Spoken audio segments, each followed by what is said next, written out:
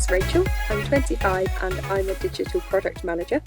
The company that I work for create publications, data platforms and events for people working in the water sector. We're a B2B or business to business organisation, which means that we sell to other companies.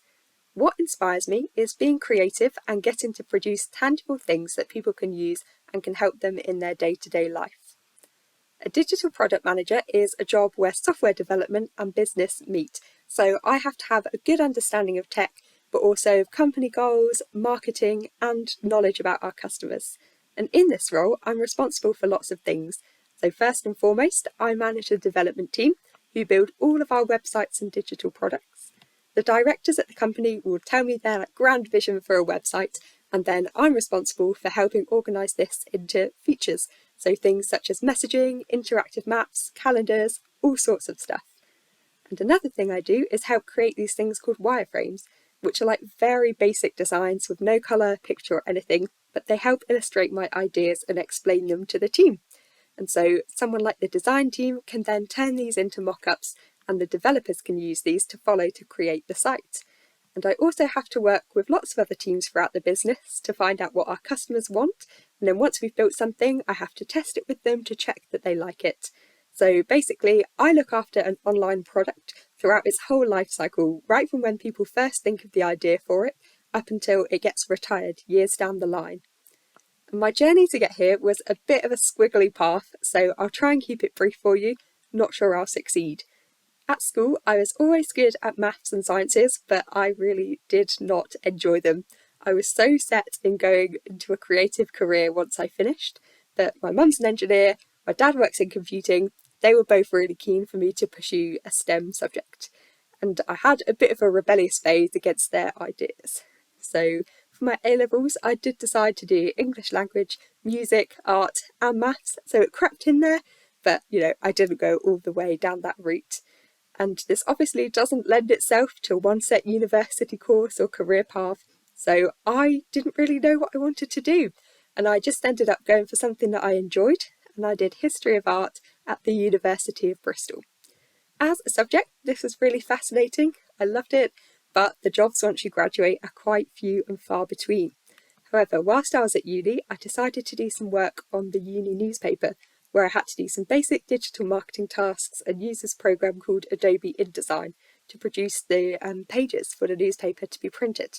Now, I love doing this, and luckily I managed to find an internship in digital marketing where I could put those skills to use. And I found a really awesome scheme. I'm not sure if they still do it anymore, but it was the Santander Small and Medium Enterprise Internship Scheme, which meant that I actually got paid for it. And I know that one of the huge concerns people have is having to do an unpaid internship, not being able to afford just the cost of living and everything, which is obviously so understandable. But yeah, there are lots of good schemes and paid opportunities out there. You just might need to hunt for them a little bit. When I graduated, I encountered my first set of troubles. So no one wanted to hire me for digital marketing because I didn't have enough experience and I didn't make it onto a grad scheme, which is the same boat for so many people up and down the country. And I'm not going to lie, I was pretty upset because I had my heart set on it, but I did manage to find a job in business development, which is basically like helping find sales opportunities. And I very quickly realised that it was not for me. But luckily, by this time, I found a company who were willing to take a chance on me, and I became a digital marketing executive for a technology recruitment company. So when I was there, I was keen to do some work keeping their website and blog updated, so they paid for me to go and do a part-time course in front-end development, which is basically designing websites, and this sparked a love for me. And I also got a great understanding of all the different types of jobs available in the tech sector, because I'd had to put all these jobs up on the website for the recruitment company. And so I worked there for a while, then came the next set of difficulties, the dreaded COVID. So the company was only small and they had to furlough a bunch of people and ultimately make them redundant. I was one of them, not wanting to have to compete for one of the few jobs available. And now with coding skills under my belt and a whole bunch of knowledge about different types of tech jobs available, I decided to go and do an MSc in creative computing at Bath Spa University and change my career path slightly. And I absolutely loved this course. I got to do a bunch of creative web design, game design, app design, all sorts of fun things. and it really felt like the right path for me. During this time, I created a profile and put my CV on this website where startups can find people and get them to work for them. And I hadn't heard anything for ages, so I completely forgot it was there. And then one day, out the blue, I got a message from this guy about a cool opportunity working for a travel tech startup, and they produced audio guides for train routes across the world. So it would kind of be geolocated, so it pops up with a notification when you're in a certain area. You can look out your window and it tells you what you can see. So I went for that, and I did all kinds of things there, such as researching, speaking to users about a new piece of software that we were building, helping design things, helping with marketing, and I even got to go to Amsterdam for a conference. So that was really cool. But as is the way with startups sometimes, they sadly ran out of funding. So at the end of my 6-month contract, I had to look for something new, which is when I found my current job, digital product manager. So one of the best things about this is being able to look back and see how all the skills I built up along the way, all the setbacks, all the disappointments I faced actually led me to something great that I really enjoyed doing. So if I could offer any advice, it would be to not give up. Even when you've gone through tough times and faced disappointments, there will be something great out there for you. Take the opportunities that are presented to you, because they can all be building blocks on the path to your career.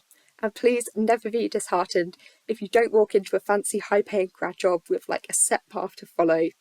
So I feel like my career path is a testament to the fact that, you can have no idea what you want to do, you can have it not work out the way you wanted to, yet you can still get there in the end. And now I'm in a job where I love, and I get to be creative, do some designing, I work with a great team, and I've even travelled to Amsterdam, Madrid and Arizona as part of the package. So one of the best pieces of advice I received about this was, it's not your job to say who gets hired and who doesn't. That's for someone else to do. So don't rule yourself out before you even have a chance by just not applying because you don't think you'll get it. Another thing I didn't really consider at first is also the type of company you work for. I was always so focused on the job title and the role, but actually being at a company that can provide you with opportunities and help in your training to get you where you want to be is a really great thing, even if it isn't necessarily the sector that you originally wanted to go into. So something that I'm always quite proud to say about my company is that they're really trying to help with the environment. So we've hosted conferences on making the water industry carbon neutral. We have a whole network of important people who can drive change within the sector. And we even did some research into people's access to clean drinkable water and sanitation worldwide that we got to present at COP27 climate conference. And also you probably hear a lot on the news about microplastics. That's another topic that we're really bringing top people in the sector together to try and talk about and find a solution to a problem that, is impacting the whole world. So on a parting note, your career path, it might be squiggly like mine, or it might be direct. You may know what you want to do, you may have no idea what you want to do, and the job that you will do, it might not even exist yet. That is all absolutely fine, and I just want to reassure you that in the end, it will all work out.